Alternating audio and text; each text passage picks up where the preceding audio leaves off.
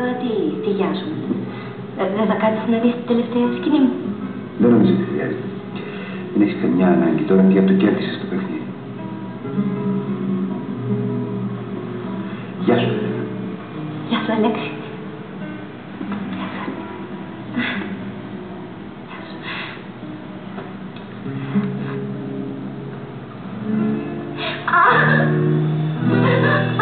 Τι έπαθες?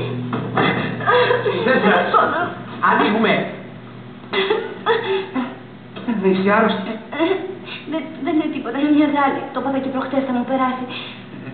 Μισό λεπτό, μην κάνεις τίποτα. Γιατί σε παρακαλώ. Ορίστε. Γρήγορα, να έρθετε αυτή τη στιγμή. Γιατί? Γρήγορα, και ένα γιατρό, Γιάννη, να είναι καρδιά. Πάρε, κάτσε μου ένα γιατρό. Νερό.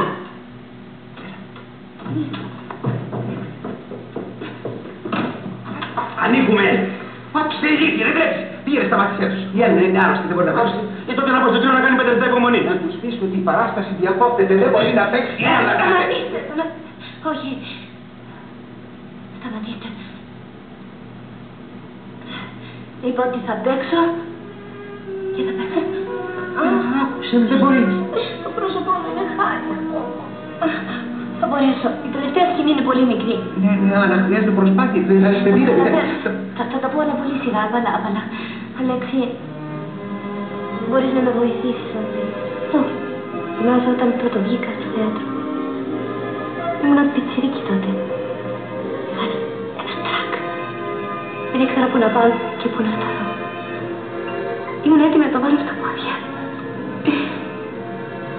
Ξαφνικά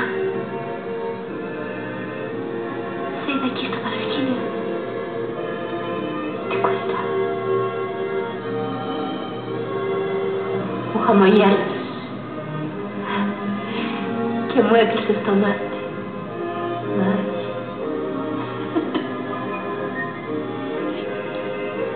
Και τότε ξαφνικά μου πέρασαν όλα.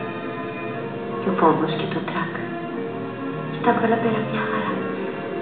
Αν ήθελες να με βοηθήσεις και απόψε δεν σου ζητάω τίποτα άλλο. Μόνο να σταθείς και πάλι το πλάι της σκηνής. Να μου χαμογελάσεις πάλι. Και να μου κλείσεις πάλι το μάτι. Μα έτσι.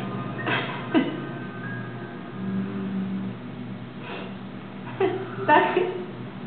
Είσαι σπουδαία γυναίκα, Έλληνα. Ναι, δεν πάμε. Πάμε. Πάμε στο νερό. Έφερα το νερό. Ένα μωρό μου πιέσαι.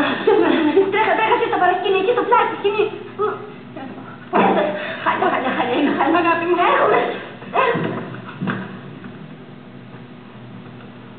Πώς φάνηκα. Τι.